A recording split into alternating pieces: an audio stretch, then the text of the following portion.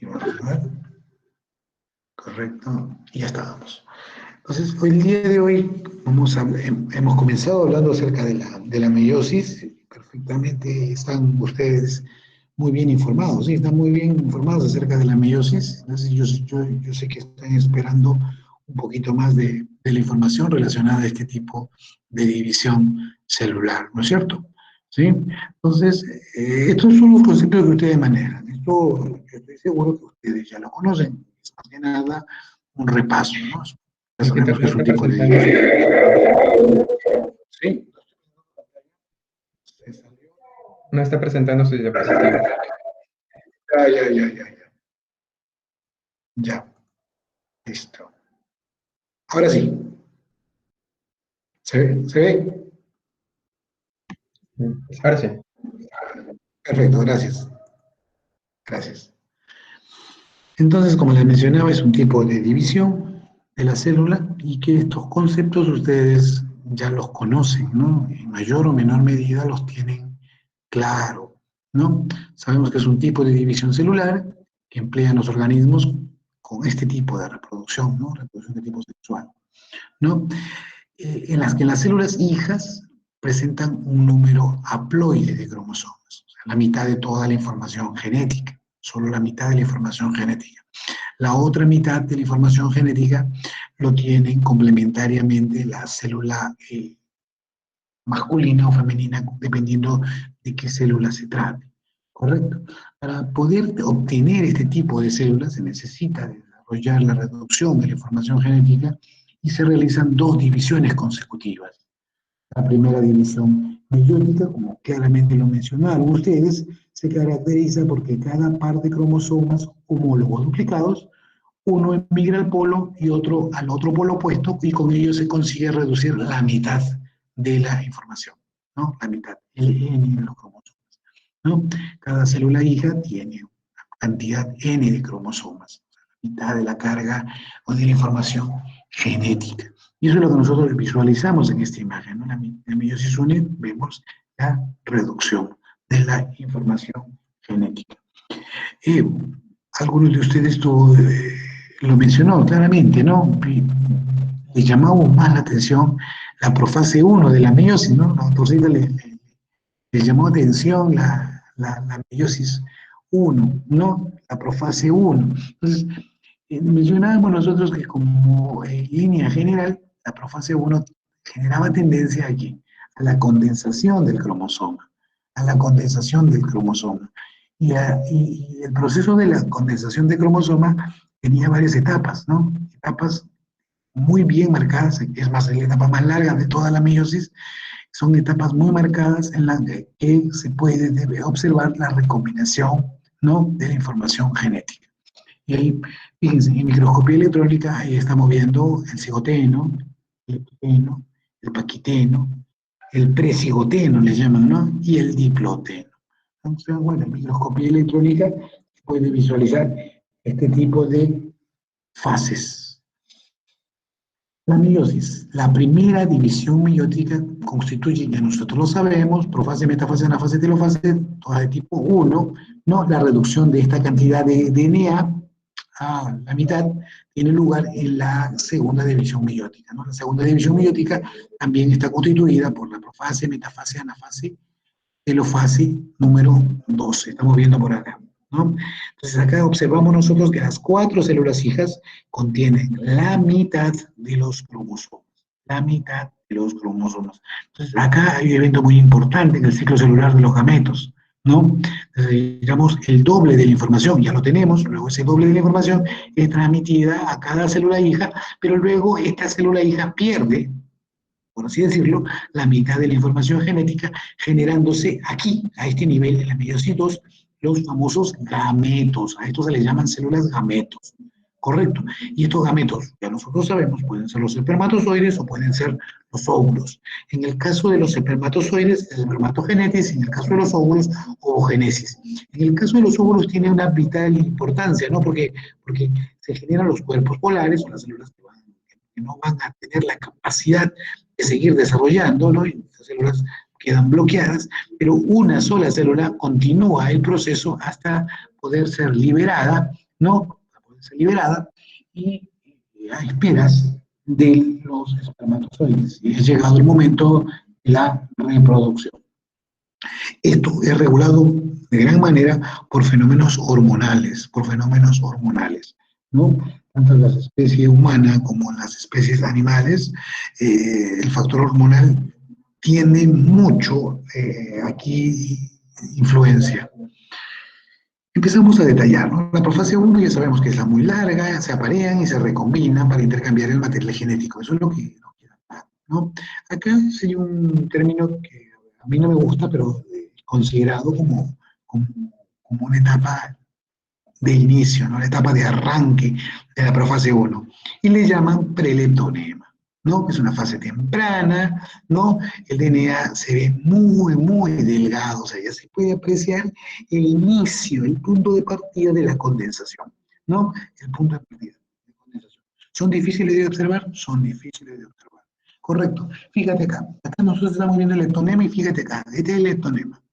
De lo que tú estás visualizando es el ADN con un mayor grado de condensación. Correcto. No, pues, leptos, ¿qué significa? Delgado, filamento, filamentos delgados. Pero filamentos delgados que están interactuando, que están chocando, ¿correcto? El núcleo aumenta de tamaño, los cromosomas se forman más visibles, se observan engrosamientos y distribución del rosario densa, fíjate, por acá tú estás viendo eso. En cada cromosoma puede distinguirse dos cromátides intensamente unidas. Este dibujo lo demuestra, ¿no? Fíjense, esta es la idea, ¿no? Dos cromátides estrechamente, íntimamente unidas, claro, sobre el microscopio electrónico.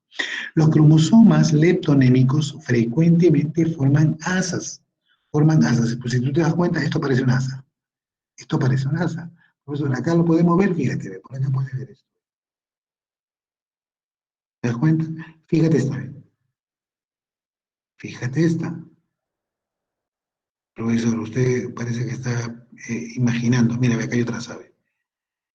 Entonces, tantas veces hemos visto esto en el microscopio que ya para nosotros esto es familiar.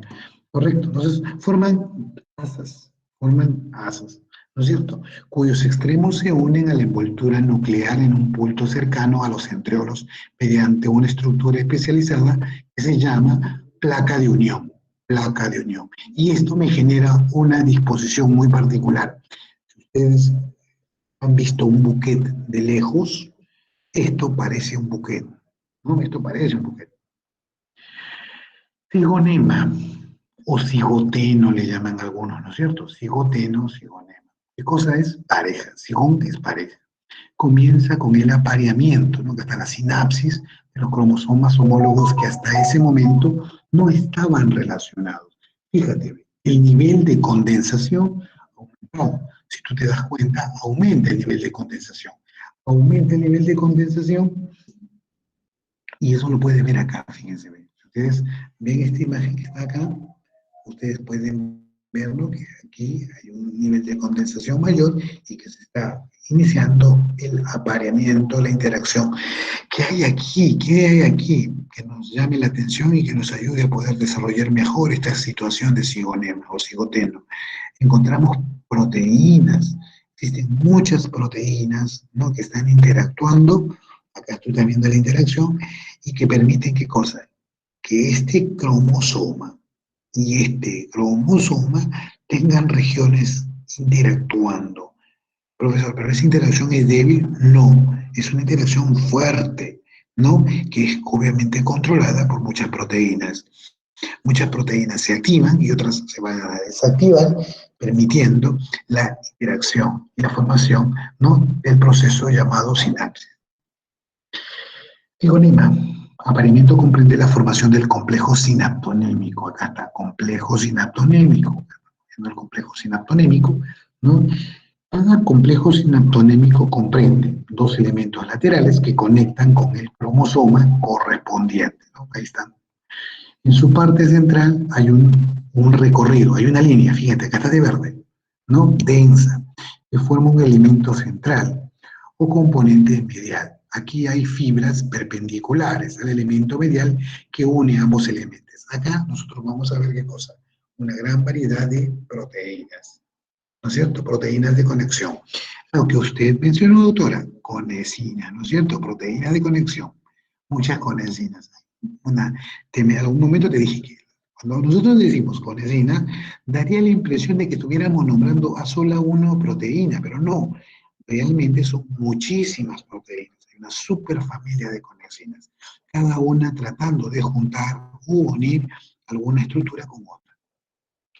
Una función del complejo sinaptonémico es la de estabilizar el apareamiento de los homólogos y con ello facilitar su posterior recombinación. Paquinema o paquiteno le llaman ustedes también, ¿no? Paquinema o paquiteno. Hay un apareamiento entre cromosomas homólogos, se completa y estos se hacen más cortos. El nivel de condensación continúa, el proceso de condensación continúa. En este momento se aprecia una doble constitución, correcto, lo que nosotros conocemos como los dos homólogos de cada bivalente. Una vez formados los complejos sinaptonémicos, se producen rupturas en puntos homólogos de las cromátides homólogas. Cromátides homólogas se rompen, correcto, que van seguidas de la fusión intercambiada de las cromátides, de manera que se produce un intercambio recíproco, correcto, un intercambio recíproco de fragmentos homólogos de cromátides homólogas. A esto nosotros le llamamos sobrecruzamiento o crossing over.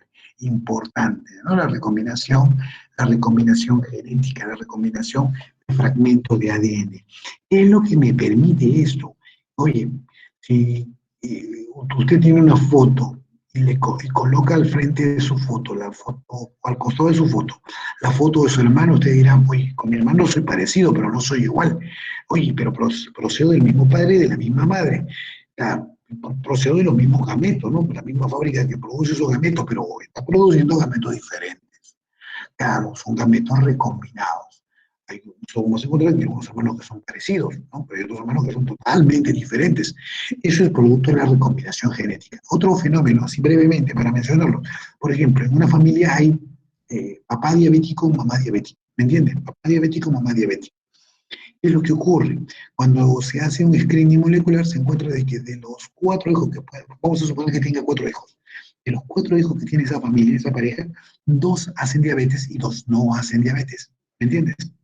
Profesor, ¿pero por qué? Mi papá no es diabético y sus hermanos son diabéticos, padecen de la diabetes. Ah, muy fácil.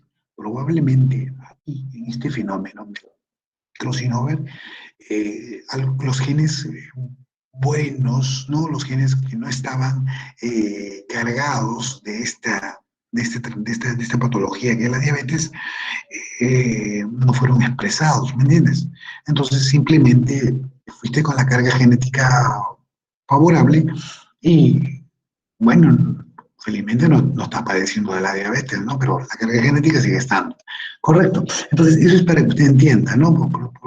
Para que usted vea que hay situaciones, ¿no? Típicamente de trastornos familiares que pueden verse muy acentuados en la descendencia y que en otros casos podría generar un factor protectivo también, ya que toda la familia no padecería de una determinada enfermedad. Correcto. El intercambio se produce a nivel molecular. Está mediado por un conjunto de proteínas del denominado monódulo de recombinación. Suele ser la etapa más larga de la profase 1, puede durar días, semanas, inclusive hasta años. Fíjense, nosotros podemos ver acá, ¿ven? El elemento central, los elementos laterales, ¿correcto? Los nódulos de recombinación, las fibras, ¿no? Las fibras transversales, ¿no es cierto? Y acá estamos viendo el cromosoma 2 y el cromosoma 1. O sea, la pequeña región de interacción de los cromosomas es donde se produce el recambio, la recombinación. Acá tenemos los detalles del crossing over, ¿no? Mira, acá tenemos, hemos mencionado los cromosomas homólogos. Entonces, vamos a suponer el cromosoma número 1 y el cromosoma, el par 1, perdón. 1 par, el par 1. Correcto. Cuando el par 1 se recombina, mira lo que está ocurriendo. El gamma está presente en varias etapas de la profase 1. Es el que produce la interacción primero, ¿no? Es el que produce la interacción y está presente cuando se desarrolla el crossing over. Genera puntos de conexión, ¿no? Acá, cuando hay electrocruzamiento, mira lo que se genera, ¿no es cierto? Mira, pero se trata de genes, ¿no? Mira, ve. Este tenía el gen A, fíjate, ve. Mira ahora dónde paró el gen A, y este tenía el gen A dominante, y mira dónde llegó a parar el gen A dominante. No, ha perdido el gen A dominante. Lo tiene ahora su homólogo. Entonces, fíjate, si nosotros vemos, esto de acá representa un fragmento del cromosoma, donde hay muchísimos genes involucrados. Y muchos de estos genes que están aquí van a pasar al cromosoma homólogo. Y muchos de estos genes que están en el homólogo pasan a este cromosoma homólogo. Entonces, de esa manera se genera la recombinación genética y por eso que no encontramos. Si no hubiera recombinación genética, prácticamente tendríamos, ¿qué cosa? Los cromosomas con características podrían llamarse diferentes y que estarían involucradas en este tipo de procesos. ¿Correcto? Diplonema. Vamos a avanzar. Diplonema o diploteno le llaman ustedes. Acá podemos ver el diplonema o diplonema. Acá observa mucho el sobrecruzamiento, se observa mucho el quiasmas, ¿no? Son puntos donde nosotros observamos que los cromosomas homólogos permanecen unidos, ¿no? Unidos. El número de quiasmas es muy variable y su localización puede variar de una célula a otra célula.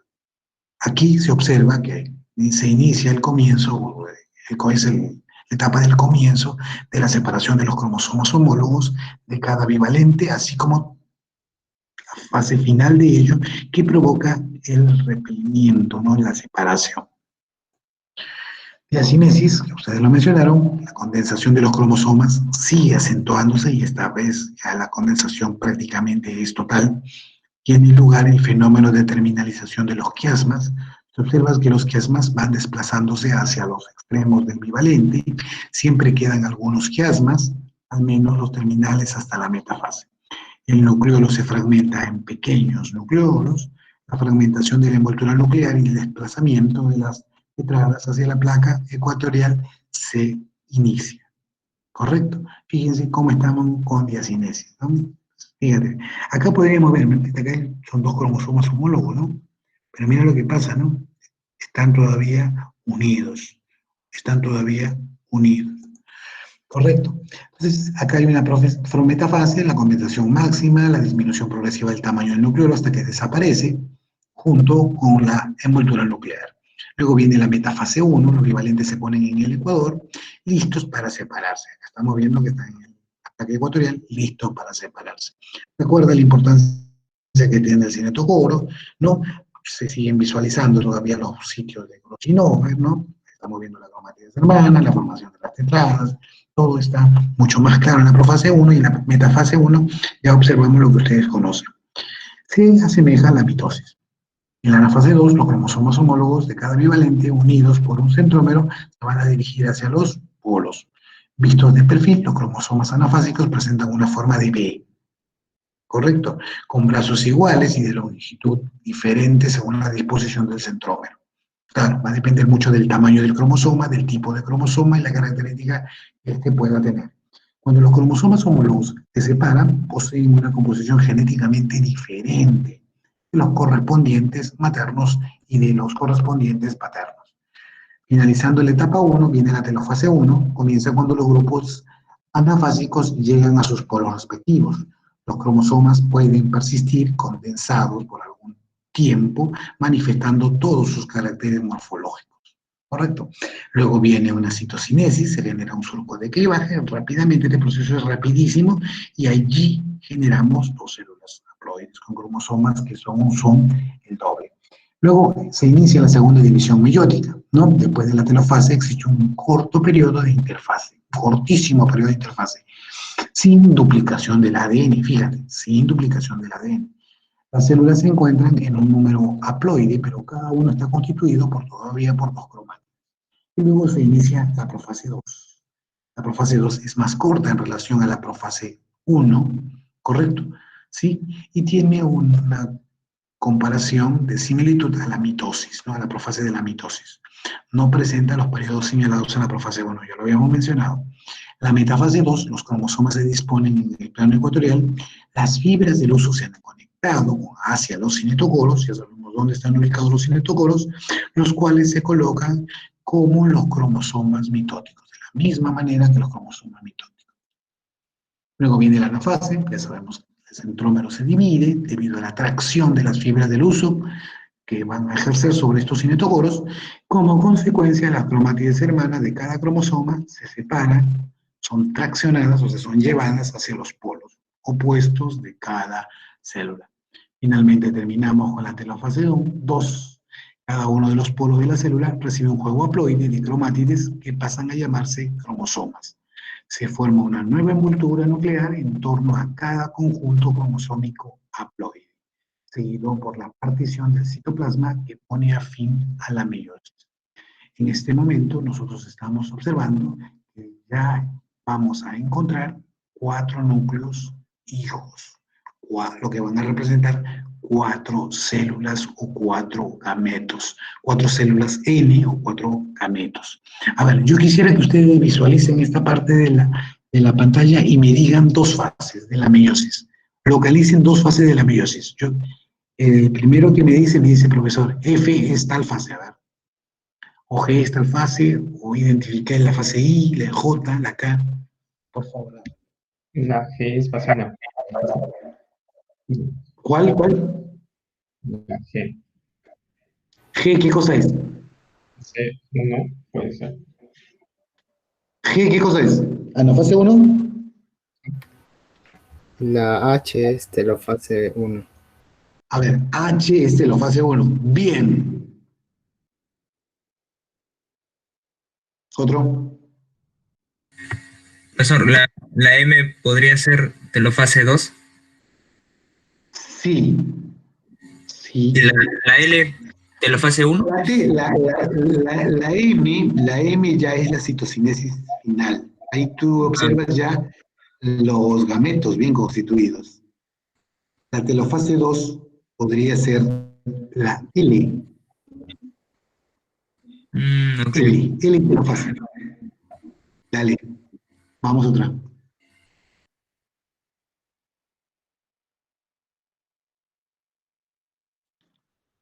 M es la citocinesis final. Profesor, Dime, profe, la F puede ser la metafase 1. F metafase 1. Muy bien, muy bien. Profesor, ¿la J podría ser metafase 2? Perfecto, perfecto. Está bien, está muy bien. Vamos, vamos. Tenemos 12 alumnos acá.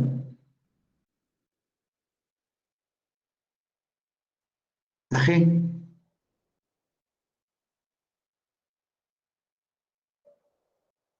G. Es una anafase, profe. Anafase, ¿sí, no? Anafase 1. Y la K. Telofase, ¿no? La fase 2.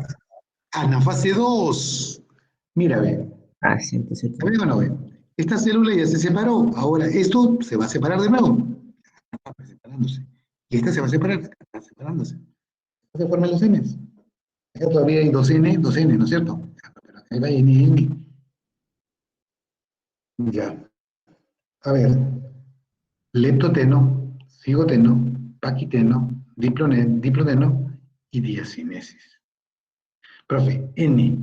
¿Qué puede ser N? Para que tú veas que, mira, ve, que acá en N es una metafase, pero mira, ve, estos dos bandidos se han atrasado, ve, no se quieren separar, ve. ¿Viste? Acá hay una flecha, ve. ¿Viste la flecha? Acá van los cromosomas, ve. Acá van los cromosomas. Acá van ya los cromosomas, se están separando. Esto es una anafase. Esta es una anafase 1. Correcto. Pero mire, ve, hay cromosomas que se están separando. ¿Esto podría generar problemas o no? Sí. Mira, acá estamos en una metafase. Fíjate, ve, estos gametos están en metafase. Y mira, ve, su otra célula, mira cómo está. Ya está en anafase. Acá es más claro, ¿no? Mira, ve, acá ya estamos llegando a telofase y todavía por acá estamos en metafase. O sea, el profesor, ¿es pareja la meiosis? En los libros te dice que sí, pero no es. No. Esta es una célula, mira. Ahí.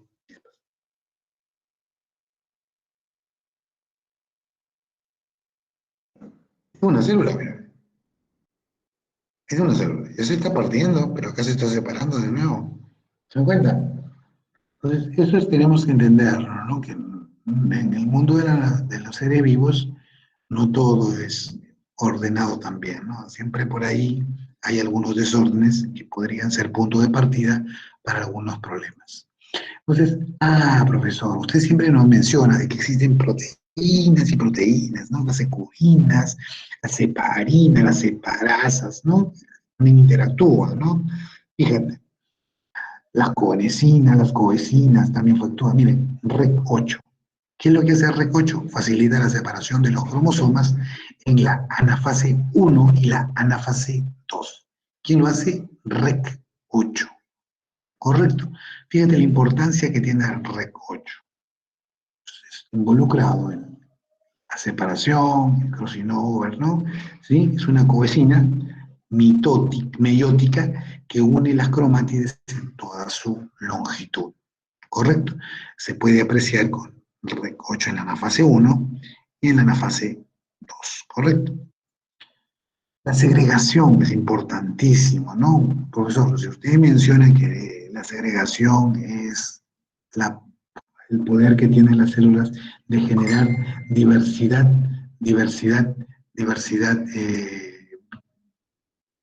especies, ¿no es cierto? Entonces, la segregación es un punto muy importante dentro de la genética. No se estudia mucho en la genética los fenómenos de segregación y nos permiten generar posibilidades. ¿Correcto?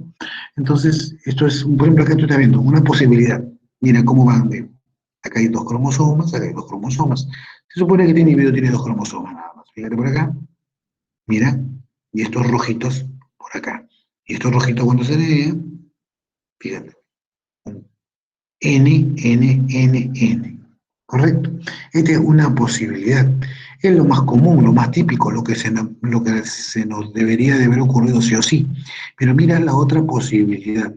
Mira la posibilidad número 2. Fíjate.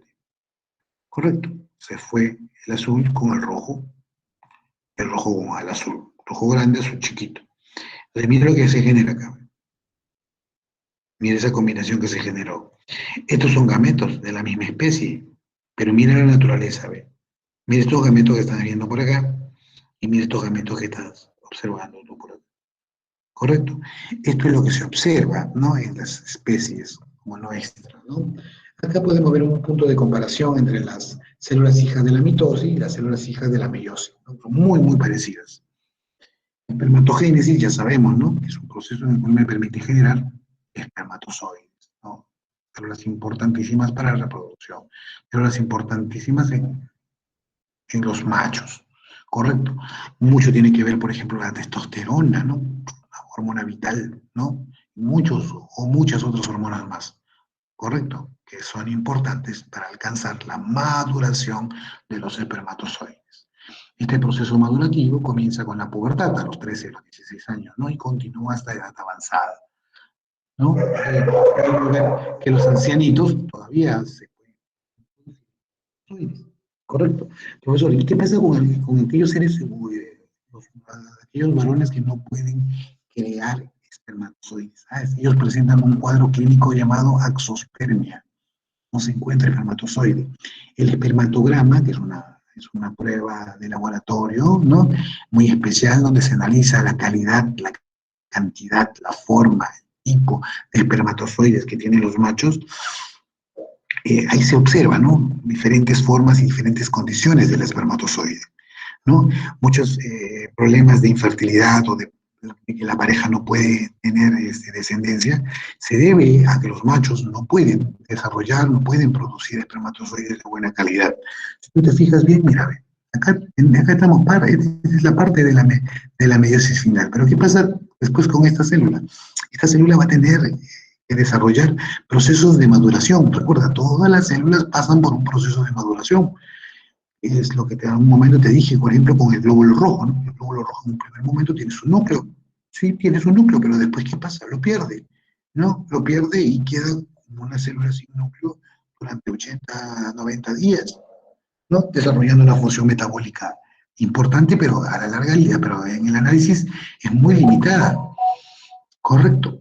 Entonces, lo que observamos es que hay un cambio posterior a la meiosis. Ese cambio termina cuando nosotros observamos al espermatozoide con su colita y con la capacidad de movilizarse a través del aparato reproductor femenino. Nosotros podemos ver, ¿no?, el concepto de la espermatogénesis o de la espermiogénesis, ¿no? Vamos viendo que se va generando, acá está el flagelo, ¿no?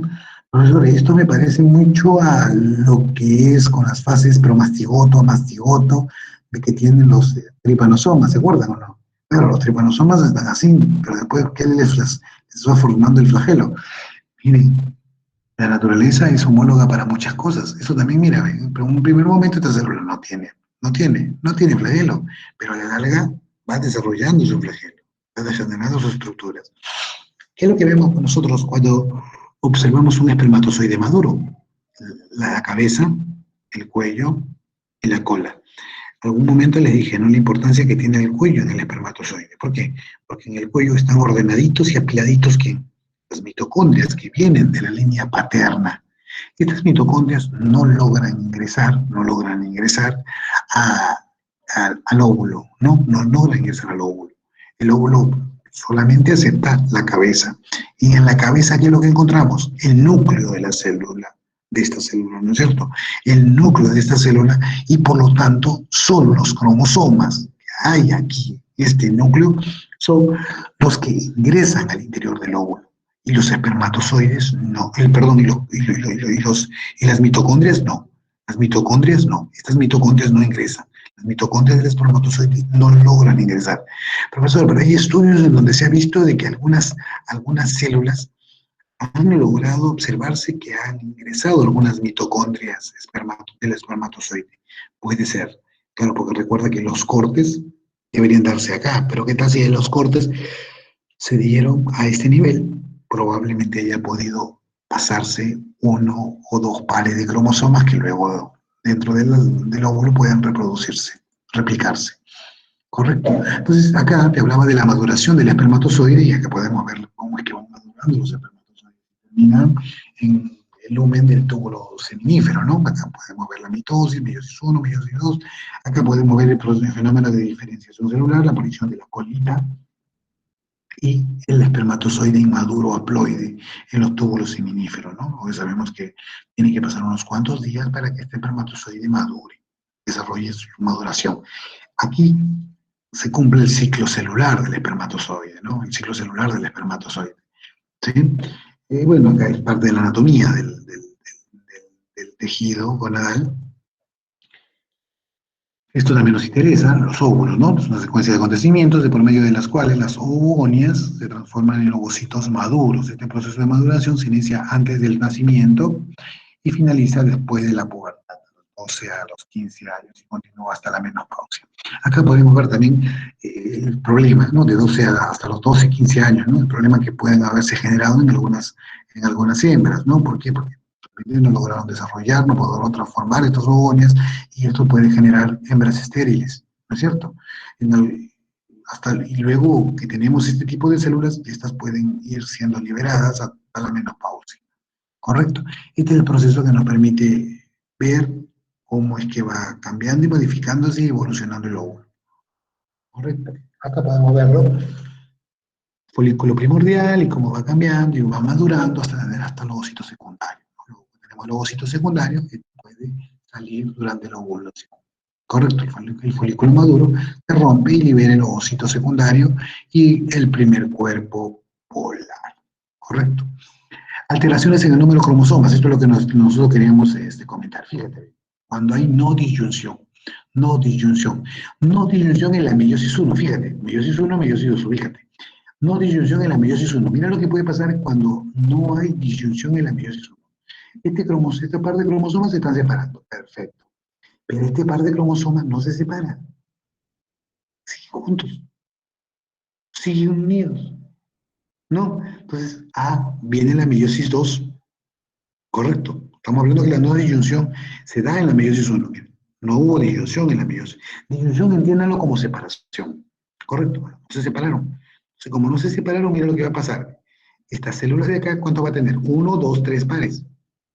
Y cuando se separen, vamos a tener gametos con N+1 N más 1. ¿Y qué va a pasar con la otra célula? Tiene un par, y luego va a generar N menos 1. Esto es lo que podría generarse si es que ocurriera la no disyunción en la meiosis 1. Profesor, tendríamos gameto con N más 1 y tendríamos gameto con N menos 1. Mitad, mitad. Líbrenos si es que estos se convierten en gametos, ¿no? Y generadores de vida en el futuro, ¿no? Miren otra opción de no disyunción. Ahora la no disyunción es en la meiosis 2, o sea, meiosis 1 es normal. Se separó, se separó, se separó, se separó, todo bien entonces. Pero mira lo que pasó acá. Acá, ¿qué es lo que tenemos?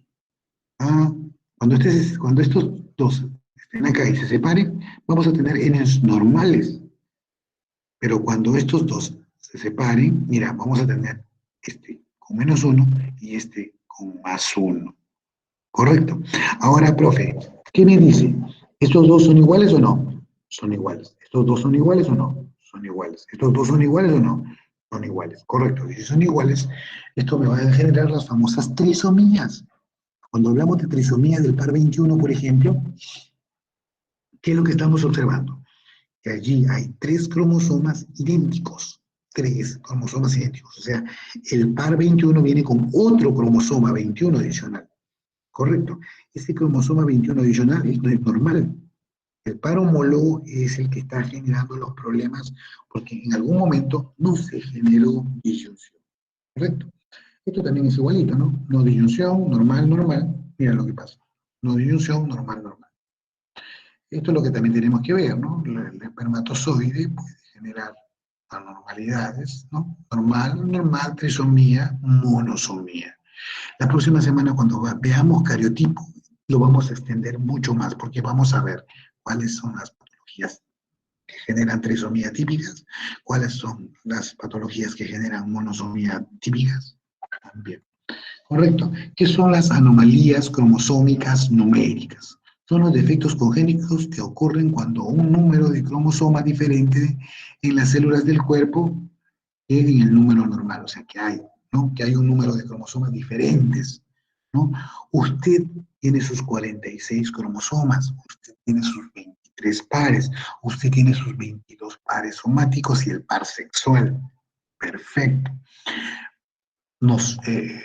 Nuestros gametos, los gametos que nos formaron, fueron células totalmente normales. No todas las células tienen, no todos los organismos tienen esa capacidad de desarrollar un proceso minucioso, detallado y ordenado como nosotros sabemos que es esta meiosis. De modo que en lugar de 46 cromosomas habituales, en cada célula del cuerpo podemos encontrar 45 o 47 o de repente otra alteración, el famoso mosaico, ¿no es cierto? El tener demasiados cromosomas o una cantidad insuficiente de cromosomas constituye la causa para el desarrollo de algún defecto congénito. Pregunta, ¿tienen algo que hacer? Ya estoy por terminar ya. ¿Tienen algo que hacer después? ¿De las 4? Hola. En este grupo no, doctor. ¿Qué es lo que tienen después de las 4? No tenemos clases. Es la única diferencia. Ya. Les voy a pedir 10 minutitos, ¿ya? Porque esto es larguito, ¿no? Hemos tratado de hacer todo lo que es meiosis bien detallado. Entonces, las mutaciones, lo que les llaman las mutaciones numéricas, eso es malo. O sea, tener un cromosoma más o un cromosoma menos implica que tenemos más o menos información genética de lo normal. ¿No es cierto? En los estudios de citogenética, en la genética humana, esto es letal. Es letal. ¿Por qué? Porque nuestros sistemas metabólicos están acostumbrados a trabajar con una determinada carga genética, con una determinada cantidad de genes interactuando, no más y no menos. ¿Por qué? Porque se fastidian, ¿no? Así ese sería el término corriente, decirlo, ¿no? Se fastidian o se estorban. La expresión de genes puede quedar bloqueada y eso podría generar consecuencias mortales, ¿no? Recuerden, ¿no? Cuando las mutaciones numéricas son tales, son tan aberrantes, normalmente el cuerpo induce a un aborto, ¿no? Hay mutaciones que pueden ser toleradas, ¿no? Ser toleradas, y en algunos casos forman fetos con una normalidad impresionante, ¿no? Que podrían generar individuos muertos al nacer, ¿no? ¿Sí? Que es lo que ustedes han visto de repente en algunos libros de fisiopatología. Entonces, mutaciones numéricas. Numéricas afectan el número de cromosomas, la variación en el número de los cromosomas, en el número de juego de cromosomas, variación en el número de cromosomas también.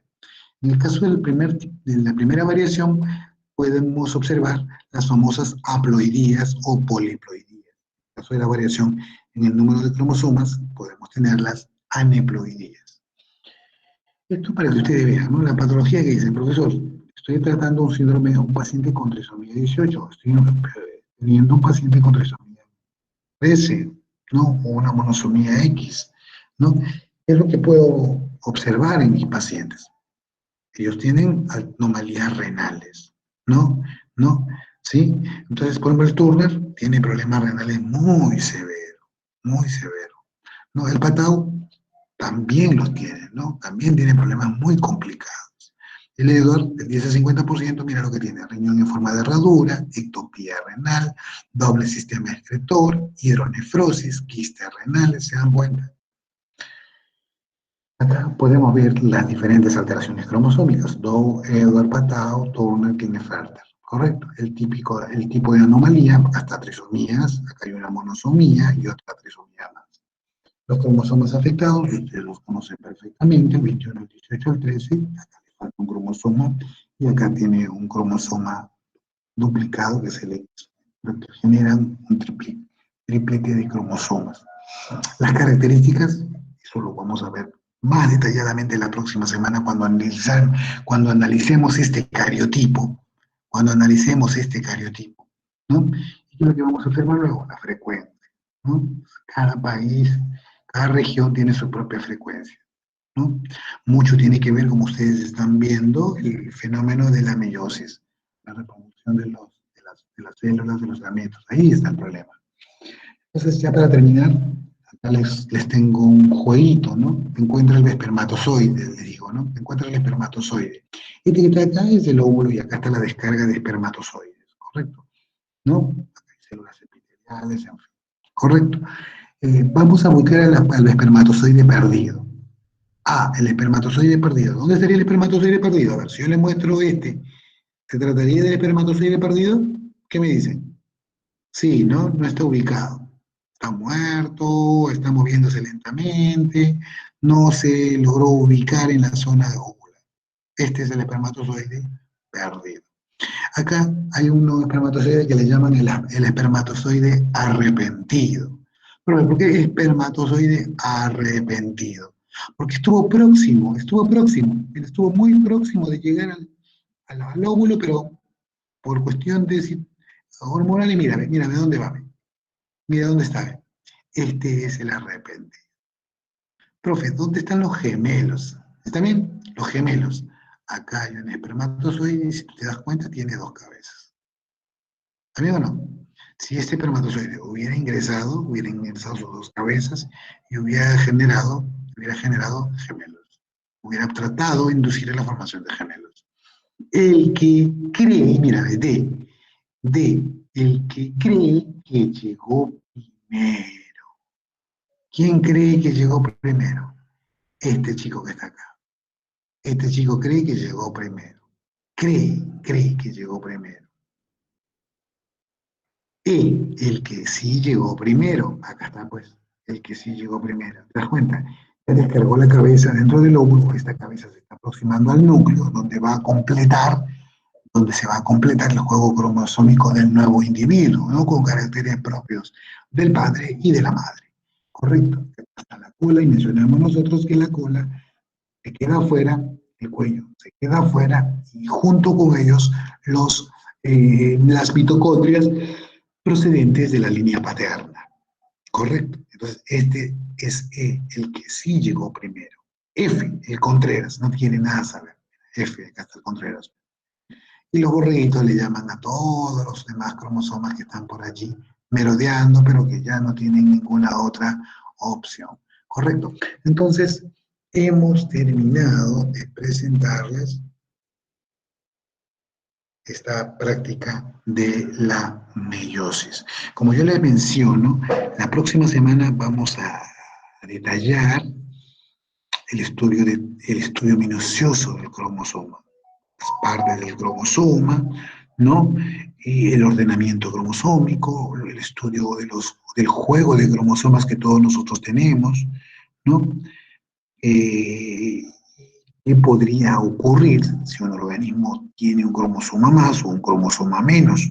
Ustedes en citogenética, que es una parte muy importante, ¿no? En pediatría, ¿no? Ahí evaluamos, ¿no? Vemos niños que tienen ciertas alteraciones, ¿no? Y cuando se hace un análisis cromosómico, nos encontramos de repente que el niño es un prioridad, ¿no?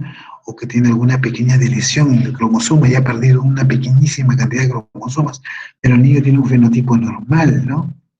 Lo único que está representando es un ligero retraso mental, etcétera, etcétera. O sea, tantas situaciones. Y allí el cariotipo nos va a ayudar a poder informarnos acerca de la estructura típica de un cromosoma. ¿Correcto? Entonces, ya hemos tenido la participación de varios de ustedes. Quisiera a los que no habían participado que se manifiesten, por favor. Villanueva, creo que por ahí estabas tú. Sí, doctor. Bueno, a mí me gustaría comentar un poco con respecto a la, claro, a la segregación de los cromosomas en la anafase. Podríamos tal vez considerar que es bueno, en el fondo seguramente es ordenado, pero a la vez es aleatorio, ¿no? Porque sabemos que, por ejemplo, en la célula va a contener cromosomas tanto del padre y de la madre, pero la distribución hacia los polos es de alguna forma al azar, ¿no? Entonces, y ese azar pues hace que finalmente en el ser humano haya pues más de 8 millones de combinaciones posibles de los cromosomas, ¿no? Y ahí estamos ya hablando de la variabilidad genética, ¿no? Correcto, correcto, correcto.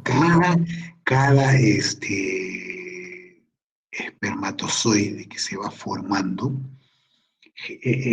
representa una variabilidad. Pero recuerda, ¿no? Que por allí hay algunos que podrían ser iguales, ¿no? ¿No? Por eso es que de repente hay padres que generan hijos o hijas parecidas, ¿no? Que podríamos decir que hay un fenómeno que está generando una situación que no genera mucha variabilidad, ¿no? Tenía unas amigas, así eran igualitas, parecían gemelas. ¿Se dan cuenta? Entonces, desde el punto de vista genético, tú dices, oye, acá el papá o la mamá no está generando mucha diversidad biológica, ¿no? Porque todo está generando algo así como clones, ¿no? ¿Se dan cuenta o no? Y también tenemos que verlo desde el punto de vista clínico, ¿no? Entonces, ¿por qué hay personas que tienen padres con alguna patología y los hijos no las tienen? ¿Se dan cuenta, no? Es parte de esa diversidad, es parte de esa diversidad.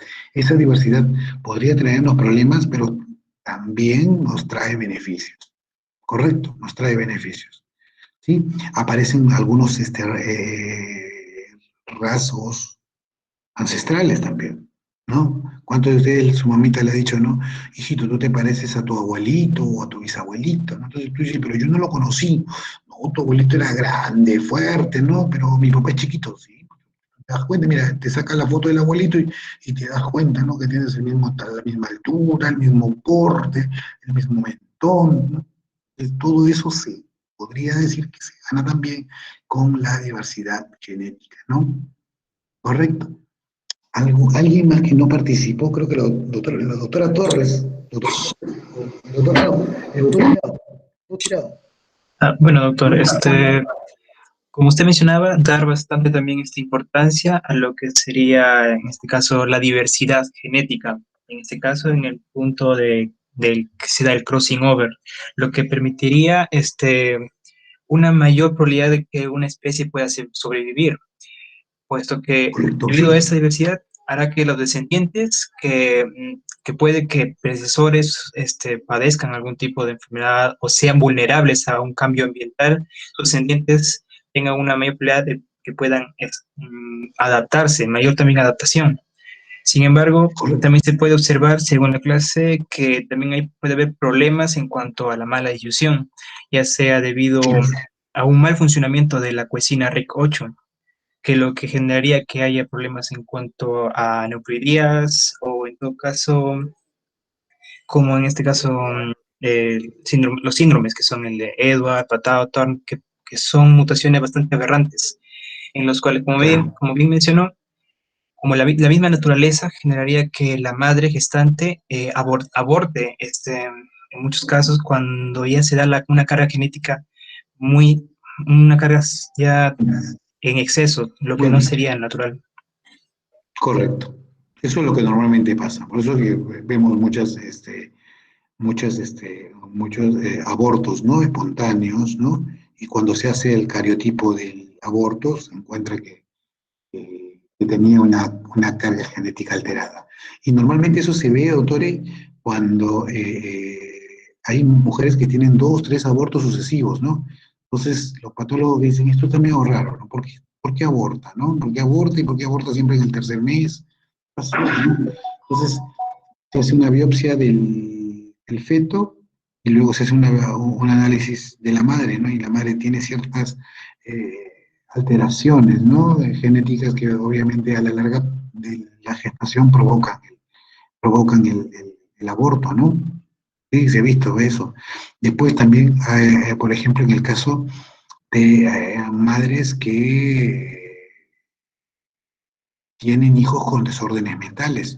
Tiene 1, 2, 3 hijos y los 3 hijos tienen coeficientes intelectuales muy bajos, ¿no? Cuando se hace el análisis, ¿no? Y nos damos cuenta que hay problemas a nivel del genoma de la mamá, ¿no? Que al momento de evaluarse sus gametos nos encontramos que tienen ciertas alteraciones. Eso obviamente también podría provocar que sus hijos tengan ese tipo de problemas y se convierte como un fenómeno muy dominante, ¿no? En el caso, como usted menciona, también hay factores protectivos, ¿no? Una madre diabética con un padre diabético, no todos los hijos le van a salir diabéticos, ¿no?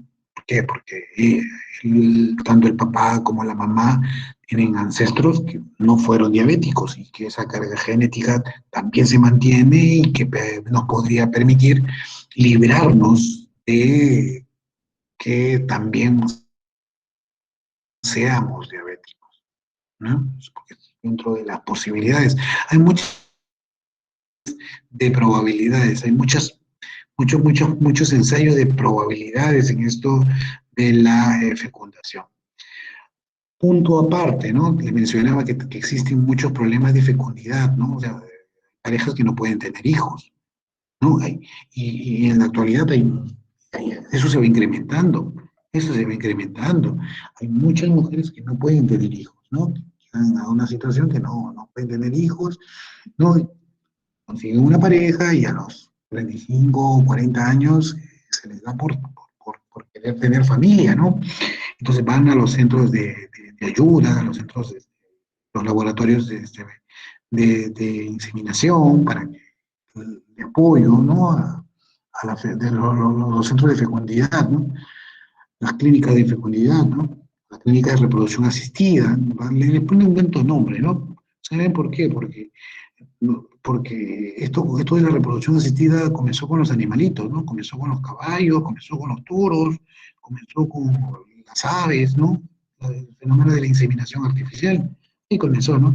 Entonces se estudió de que los seres humanos también podrían ser reproducidos de una manera particular, ¿no? O sea, con ayuda, ¿no?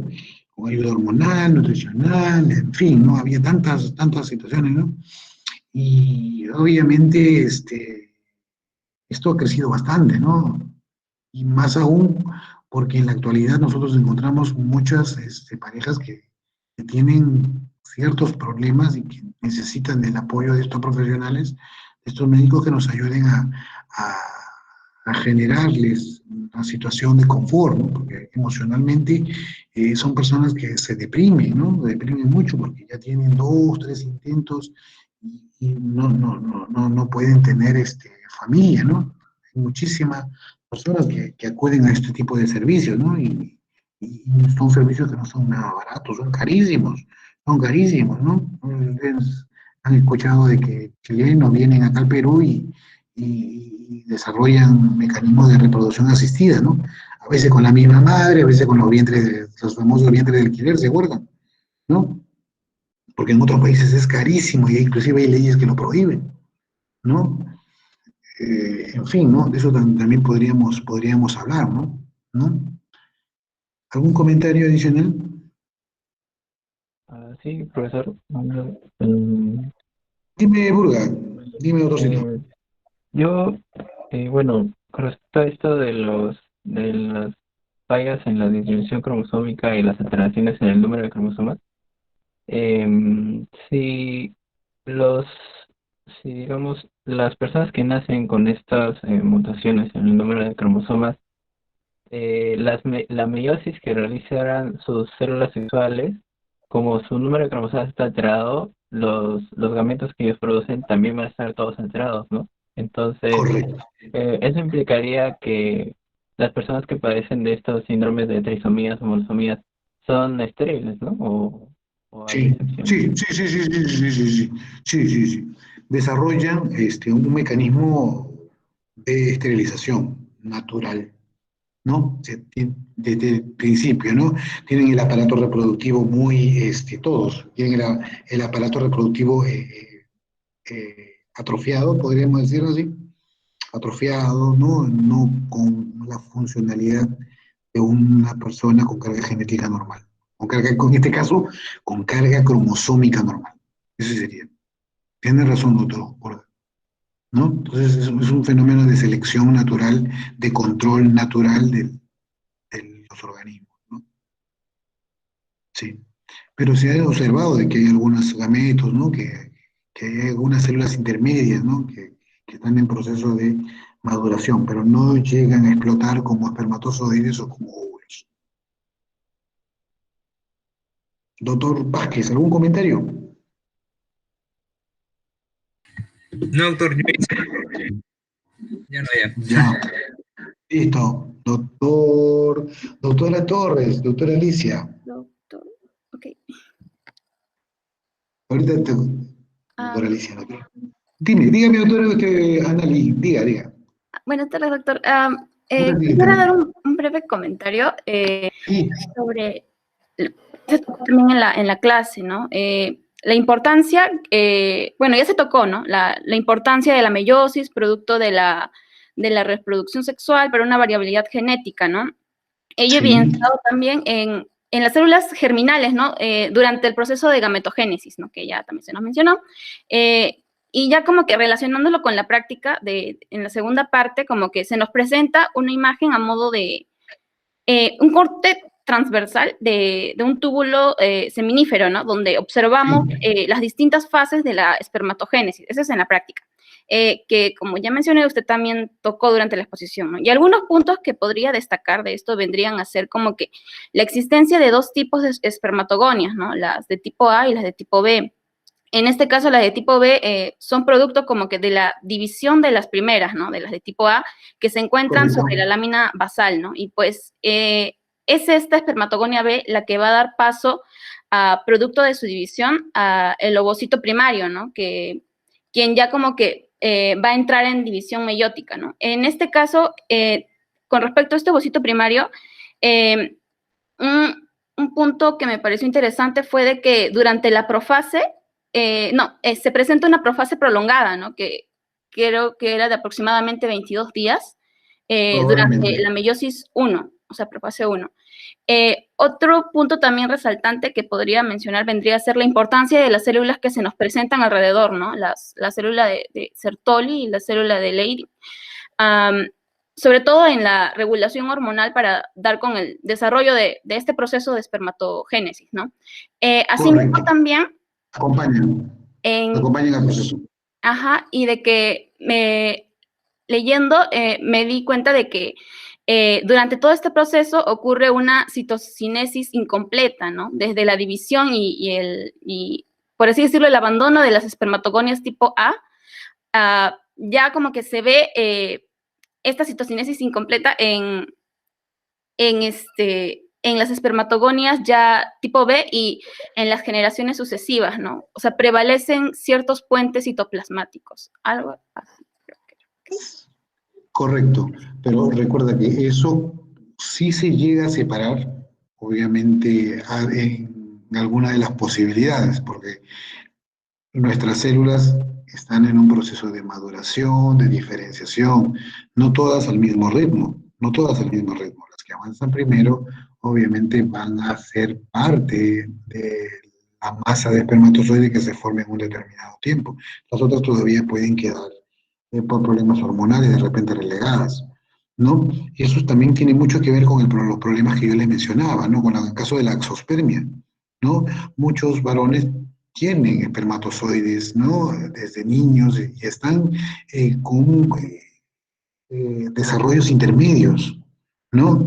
¿Qué pasó? Factores hormonales, ¿no? Que están impidiendo que estas células sigan o que continúen su proceso de maduración. Es por eso que dentro de la ayuda asistida a las personas se les da un tratamiento hormonal, un tratamiento con vitaminas, ¿me entienden? Para tratar de estimular a que esta población de células termine en su proceso, termine en su ciclo, ¿no? Cuando ya es inevitable, obviamente se recurre a alguna otra terapia, ¿no? Se ha logrado separar células, ¿no? En cultivos y tratar de generar espermatocitos en cultivos, aunque esto todavía no está totalmente comprobado, ¿no? ¿No? Claro, si tenías espermatocitos tipo 1 o inmaduros, ¿no? Faltaban 2, 3 etapas, ¿no? Tiempo de maduración, se pudo haber hecho mediante alguna técnica asistida, logró madurar los espermatozoides, y luego fueron insertados. Correcto. Sí, un segundito. Doctora López, le estaba llamando hace un ratito. Sí, era para apoyarla con su grupo, pero me contaron de que usted estaba al mando del grupito, ¿no? ¿Todo bien? Ya, doctora. Bueno, ya, un fuerte abrazo. Yo estoy terminando con mi grupo. Nos vemos. Cuídese, doctora. Abracito, chao.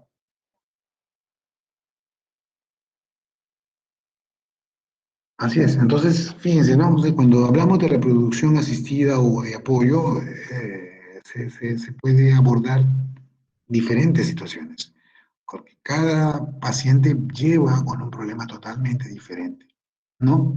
Lo mismo pasa con las mujeres, ¿no? Hay chicas que a los 41 años sienten la suma necesidad de querer ser madres, ¿no? De querer ser madres.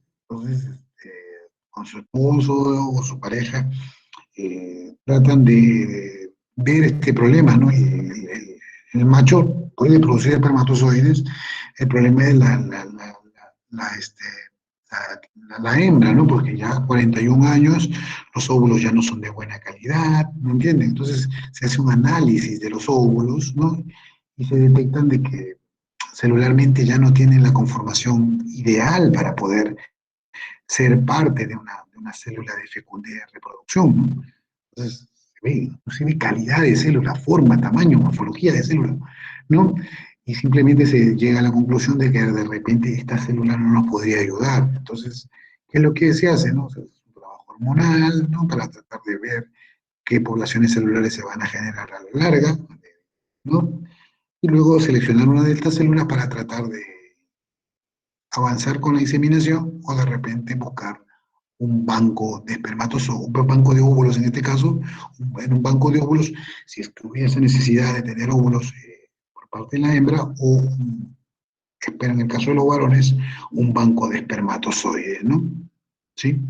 Entonces, que también los hay, ¿no? Que también los hay, ¿no?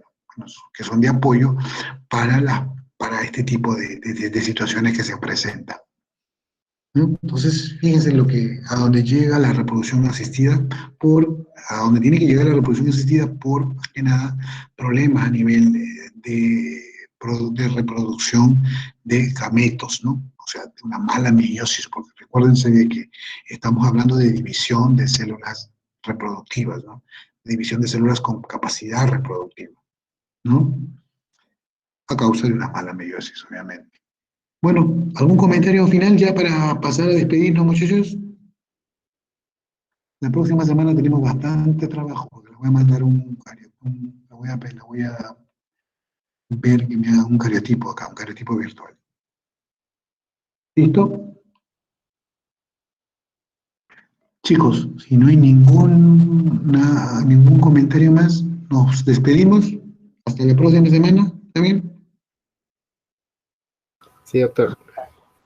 Nos vemos, Villanueva, cuídese bastante. Acá tenemos, chao, doctor Ureta, chao, doctor Cárdenas, chao, doctor Charo. Gracias, doctor. Doctor Burga, cuídese, doctor Vázquez, cuídese, doctora Chazara, cuídese, doctora, cuídese también. Cuídese.